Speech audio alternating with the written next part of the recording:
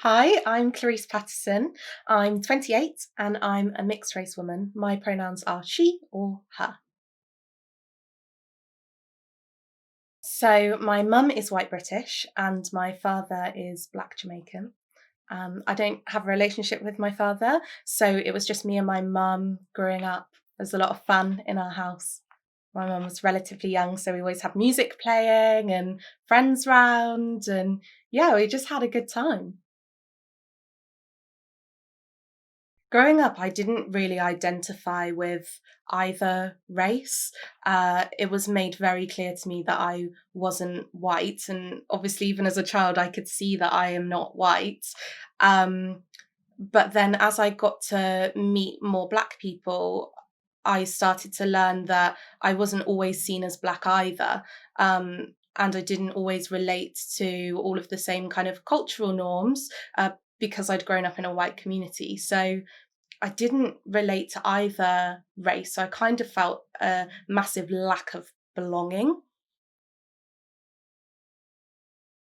I didn't feel like I fit in anywhere. The community that I grew up in was predominantly white. When I say that, I mean that there were probably about three people in my entire school that were people of colour. Um, I just didn't feel like I had a place. It was very clear that I wasn't white enough, but that I also wasn't black enough or was too white. So quite early on, I felt like I had to really understand who I was as a person. So I think all teenagers go through a process of trying to figure out who they are. But for me, I felt like I didn't have a race to fall back on. And I guess I just needed to know who I was through and through and be that really authentically. Uh, so that's what I did. I went about trying to find out who I am now, and what that meant for me. I kind of lost hope of finding a place and a culture where I would really truly fit in. So it was really difficult, like trying to navigate all of those things with your like very limited brain capacity as a young teenager. Um, and I think things that I found particularly hard were when people would flippantly tell me something about myself that I didn't know. So I can remember two really transformational lessons at school. And one was age 13. And I learnt that the term half caste was a racial slur. Up until that point, I'd been referring to myself as half caste. I didn't know that there was another way to refer to myself. And learning age 13 that you've been referring to yourself as a racial slur and understanding why it is a racial slur was really difficult. I just kind of felt like, oh, wow, I don't even know how to name myself and what I am. And I can also remember a biology session that centered around genetics. And up until that lesson, I thought if I have kids with a black guy, my kids will be black. If I have kids with a white guy, my kids will be white. And obviously, that isn't the case. And I remember the teacher telling us this. It was just a really flippant remark, just like a byline. And I was so shocked. And I had to ask her so many more questions. And she just looked at me really blankly and started to give me some more context. And, perhaps she thought I was stupid, but I it was such a big deal for me, and it just wasn't a big deal for the kids around me. And I just really felt like I don't even know who I am. How are you gonna teach me who I am? All these white people around me. Yeah, it was difficult. Identity was difficult and something that I certainly still struggle with now. My mum didn't really expose me to my Black heritage. I I don't think she really knew how, and there weren't any other influences around us to help that. Probably the thing that I was most exposed to was music by Black artists. My mum's super into music, so I was always going to be exposed to an array of different musicians. Other than that, I didn't learn about Jamaica. That didn't happen with my mum or at school. I didn't learn about hair. That was the big thing. That was hard. Me and my mum struggled with my hair so hard. Actually, where I grew up, you couldn't get your hands on any black hair products. So there used to be one guy that would travel up to London for work, and he would like bring home these awful, I feel like all curly girls know them, these awful like greasy pots that we'd like slather my hair in this stuff that, oh, I just, even when I think about it now, I can't like hold my hair next to my neck. Yeah, so there was very little exposure to my black heritage. It's something that I've had to learn as I've got older. My earliest memories of understanding race were kind of age 3 or 4, and they're mostly tied to racism. So I always knew that I was different, and I say different because where I grew up, most people were white, and I guess that most of the kind of comments that made me realize that I was different were from children. So they would be things like telling me that my skin color was dirty, or saying that my skin color was chocolate. That was like a real common one. Kids are so creative. But also from teachers too. Like, I remember that teachers would always tell us to get the skin coloured pencils out of the pot. You know, these peach like coloured pencils. But that wasn't my skin tone. And it was just like a really awkward thing. Like, no, no, no, you should be using this pencil, not this pencil. And it was a really obvious way of kind of singling me out from everyone else. I can remember a family friend having to teach me how to draw curly hair because she'd recognized that I was just drawing like that classic like straight hair, and that was how I was drawing myself because I didn't know how to represent myself in an image. So I did learn quite early what race was. I used to think that anyone who was black was a family member of mine because I was literally just so not exposed to anyone who was mixed race or black. So I would literally like run up to people in the street. If I saw another black person, I'd run up to them as a 4-year-old and just be shouting, "My family! Can you even imagine?" Some little kid running up to you.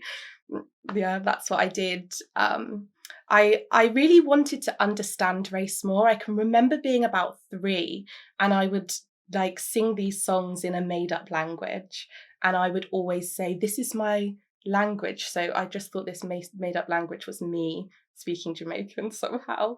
I didn't know what Jamaican sounded like. So I had the like kind of want to understand, but I don't really think that I fully understood race until I was in my late teens, to be honest. It's something that's really difficult to talk about when you have a white family. Um, I think I know that there have been instances where my family have held racist views that have potentially been challenged once I was born, or they've had to kind of challenge within themselves. I think a lot of the conflict is inner conflict. So I was kind of brought up to not really talk about race too much, because it's painful to talk about these experiences and it's painful to talk about race. So it seemed like it was easier to rise above it, was like a common term, like rise above what is happening. But that's something that's really hard to do. It's hard to rise above something that attacks your very being. But I think So there is some kind of conflict around whether you're willing to stand up to something or not. But I think the biggest conflict has come from me, because when I talk about these things, I am really aware that it reflects on my family, who love me a lot. And I don't want to make it seem like I was uncared for, because that's not the case at all. And I'm keenly aware that when I say that I haven't had much exposure to my heritage, people will look at my white mother and say that she should have done more. And I just don't think that's fair. She was absolutely doing her best, and I don't want it to seem like she wasn't. So that has meant that throughout my life, that's not the only reason, but throughout my life I have buried and buried every kind of racial experience and everything that I might have wanted to speak up against, because I don't want it to reflect badly on my family. I have been directly affected by racism a lot. Um, my family have been directly and indirectly impacted by racism. Uh, when I was a baby, my white mum would be pushing me in my pram, and people would spit at her and me in my pram, because I was a mixed race kid that she clearly had with a black guy. Um, I can't imagine what that must have been like as a younger mother, having people spit at you and your baby. Um, I know that she really feared for me a lot in my school life. Um, she had to defend me to parents of friends who had racist views. Um, she had to defend me from by to children as well, because children would be racist towards me, and no teacher or parent was willing to challenge that. So she would have to go and tell other children off, rather than it being done by the people that it really should have been done by. Um, I remember once my mum came home and she was absolutely furious, because a customer had come into her shop and had told her that she was ashamed of me in comparison to my two white younger brothers, because I was a very visual reminder and showed to other people that I was a child from a previous relationship. And my mum was furious that this customer had said this to her. It was just completely untrue. And what this person was saying is, because your kid is black, you're ashamed of her.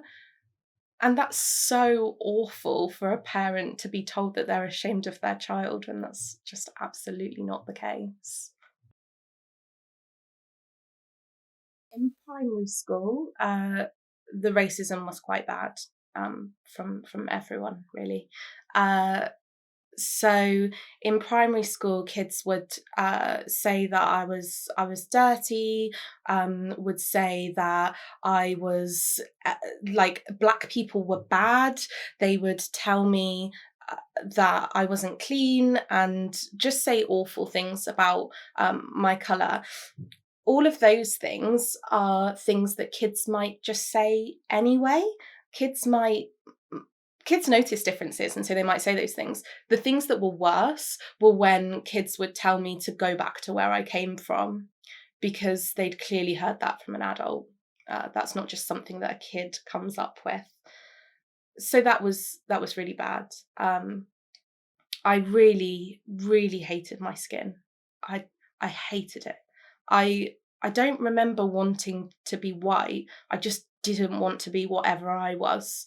And I can remember that a kid told me that I looked like a fag butt. And it's such a silly thing, but it really affected me. And I can remember being sat before going to school and just looking at my skin and just hating what I saw. I just thought it was disgusting. And I can remember going to school and I sat in the corner of the playground and I just scratched and scratched at my skin. I just hated myself.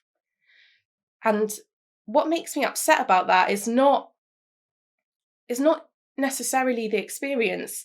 I can obviously remember how I felt, and how I felt was awful, but what makes me really sad is that none of the teachers did anything. They just told me that I was attention seeking and to like leave it alone. They just had no empathy for this little girl who loathed herself so much because of the skin that she was living in, that I will carry with me through the rest of my life. So that was tough. For some kids, they just didn't know. They didn't have exposure to black and brown people, so they would often ask, like, why are you brown? And that's fine. And I understood why I was brown, and I could tell them that I had one white parent and one black parent. But it's just really interesting to think about the fact that like kids couldn't even comprehend the fact that there was a brown person in their class. So yeah, that was tough. Teachers were just not willing to deal with the situation at all. So I was often told that any racism was name calling. So I just thought that it was no different to when another kid tells a kid that they're smelly or something. And I just really stopped recognising racism for what it actually was. And by the time I was kind of in my later years in secondary school, I started to think that racism was only very overt racism.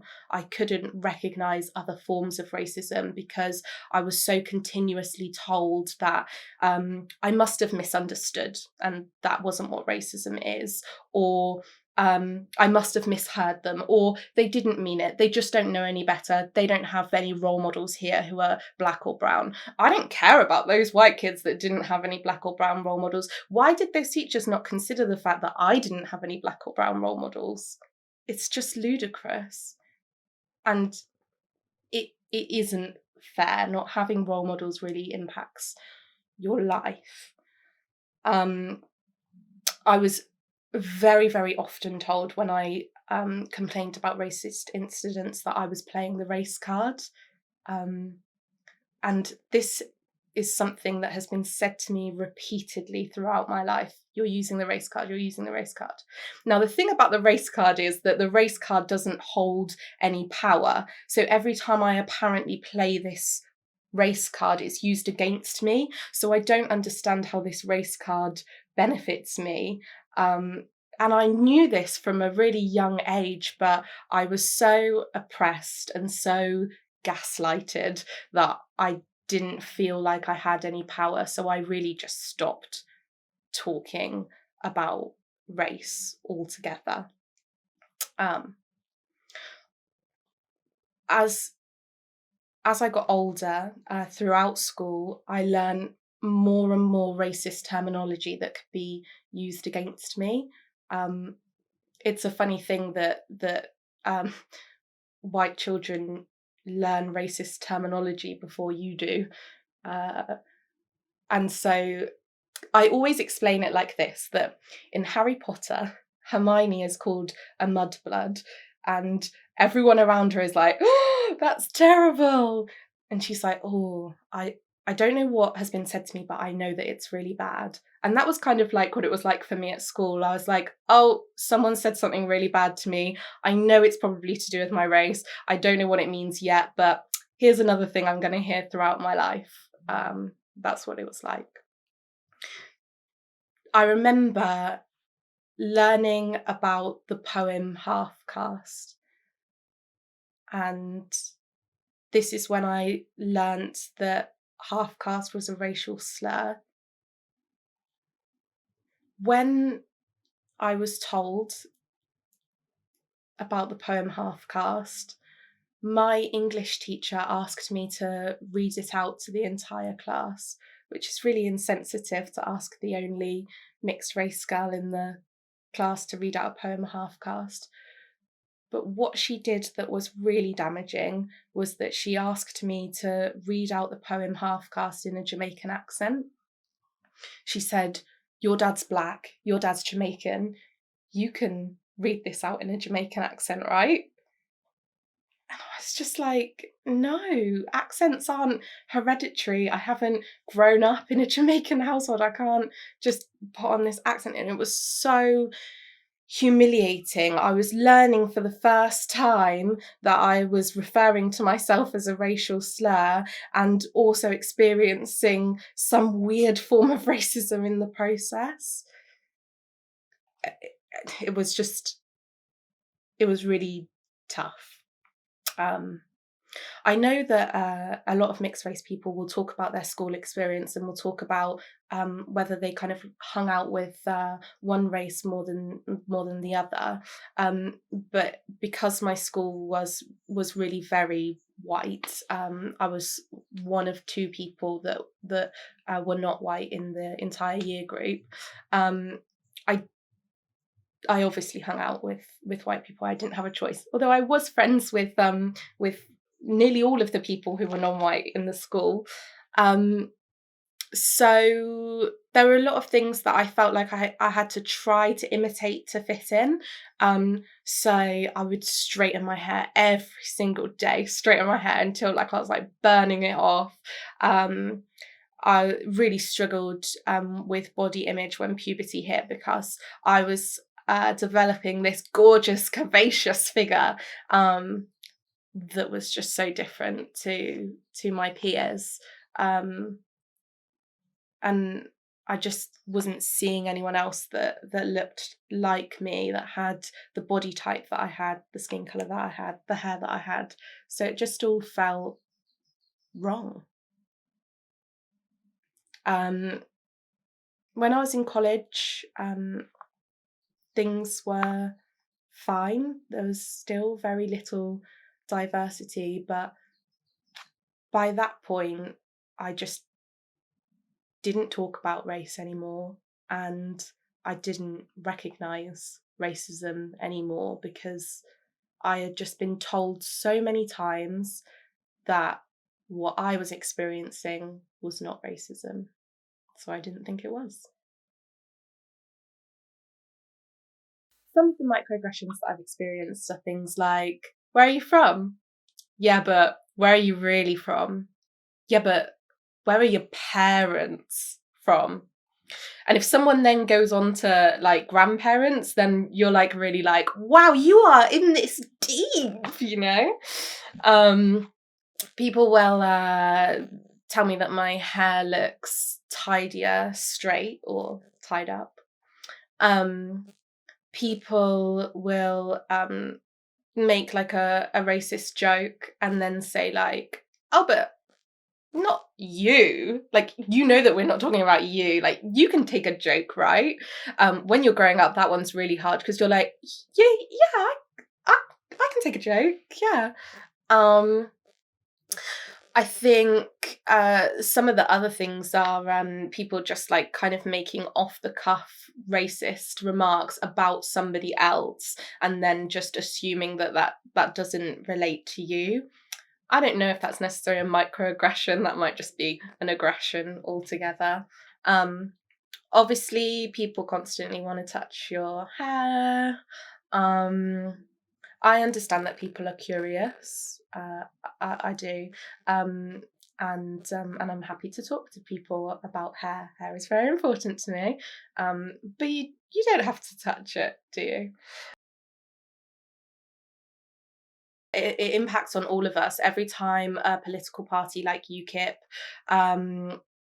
well, and others, or the media, or like any kind of body like that dehumanizes people of color, we are all affected. It really impacts the way that people think about us and see us. It's the reason that people are surprised when I open my mouth and this voice comes out. they don't expect me to sound like this or act like this or be like this, have some of the behaviors that I have. All of that kind of comes from that systemic racism. And I don't think that I have solid examples of ways that systemic racism has affected me, like for example being penalized in the criminal justice system, or not being able to access a promotion that I'd wanted. But some of the examples for me growing up would be my access to opportunities. So I can remember my two drama teachers saying to me, "Hey, like, would you want to be a stage actress?" And I was like, "I absolutely want to be a stage actress. That's one of the only things that I want to do. But I can't be a stage actress because there are no parts for Black people." Neither of my drama teachers disputed this with me. They didn't challenge my thought. I absolutely thought it was true that there were no parts for Black people, because I'd never seen that before. I'd never seen a Black person on stage. So I just thought they must be really far and few between, and therefore there's no point in me pursuing that career. At no point did my teenage self doubt the fact that I wasn't talented enough to do it. I absolutely thought I was talented enough, but I thought that I wouldn't be able to do it because of my skin colour. And this is where representation is so important. This is where Black and mixed children do not reach for their full ambitions, because they often don't feel that it's a reality for them. Growing up, I couldn't have a Barbie that was the colour skin that I was. I very rarely saw myself represented in children's magazines or TV shows. I can remember one TV show that had a little mixed race girl, and I loved it so much. And all of that is systemic racism, because all of that makes young Black and mixed children feel that they are not good enough, and keeps us oppressed for generations and generations. Colorism became apparent to me kind of after puberty. It basically became apparent to me when men started hitting on me. It became clear that I was a watered down version of a Black person to them. And it also became clear to me that I was more palatable to white people, and I was absolutely fetishized.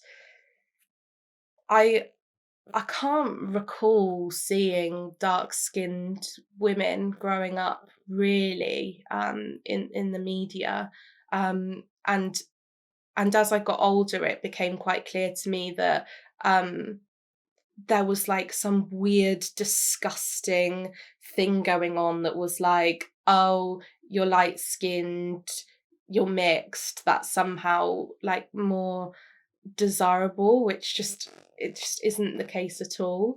And then that manifests itself as racism, like within a race, which is yeah, just so sad. Where are you from? Where are you really from? No, but where are your parents from? I get asked a lot if I can sing, dance, cook. Apparently, those are three very stereotypical things that I should be able to do. Um, I get asked a lot, have you ever thought about straightening your hair? And then something that I've been asked a lot recently is, have I ever been racist to you? This has mainly come from friends following the resurgence of Black Lives Matter. Is such a hard and complicated question to answer, because honestly, the answer is probably yes. And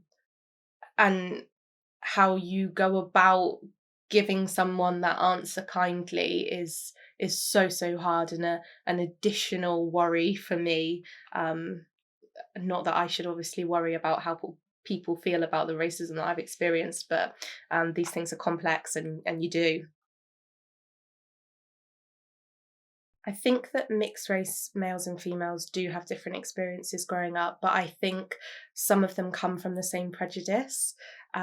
So I think growing up, the sexualization is the same, but it kind of goes off in two different paths. So for males, it's often that they're like promiscuous, whereas for females, my experience is that it's like they are property and to be desired.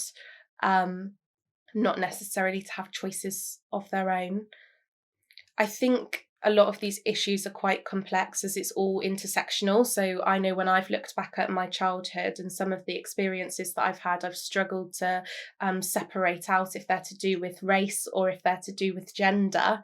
But really, the two go hand in hand together. I think there's certainly a prejudice and opinion that mixed males and females are supposed to be strong and supposed to completely embody the black side of their heritage, which is not always the case. And what I do think is that I personally haven't been penalised in the justice system, whether that's through police or through having unfair discipline at school. I do think that mixed boys experience that far, far more. I think the justice system for boys is very unfair. I didn't know what light skin privilege was until my late teens. So I travelled from Devon, where I lived, up to London, and I was chatting to this woman, and she referred to me as the light skinned girl. And I was like, what? I'd never been called light skinned before in my life. So I didn't I obviously immediately understood what she meant, but I'd just always been referred to as black, so I had no idea about light-skinned privilege up until that point. I of course recognise that I do have privileges from being light-skinned. Uh, I just wasn't, it just wasn't something that I was aware of, and I don't necessarily think it was something that I experienced growing up in a town where everyone saw me as dark-skinned anyway. Something that I do think gives me privileges is my proximity to white people. So I recognise that when I walk into a room sometimes, someone might be quite tense, and then when I speak and they hear the way that I sound and notice some of my mannerisms, or particularly if I'm with white people, I see that they almost relax, like they're like, oh, okay, you're nearly one of us. But I really do recognise that there are privileges that I have that darker skinned people absolutely do not have. If I could speak to my younger self now, I would tell her to expect a childhood filled with laughter and better friendships than most people will ever find in their entire lifetime. I would say that you are going to have to grow up fast, and you are going to have to learn who you are super quickly, but you don't need to worry because she's great and you're going to love her. You are going to experience more happiness than you could ever imagine in a lifetime. And although there will be times growing up where you feel like you are being suffocated and you cannot breathe and you don't know who you are or what you should do with yourself, you will get through it and you will be okay. And if something feels wrong, then it probably is. And you should research more and challenge more and call people out because you are absolutely right.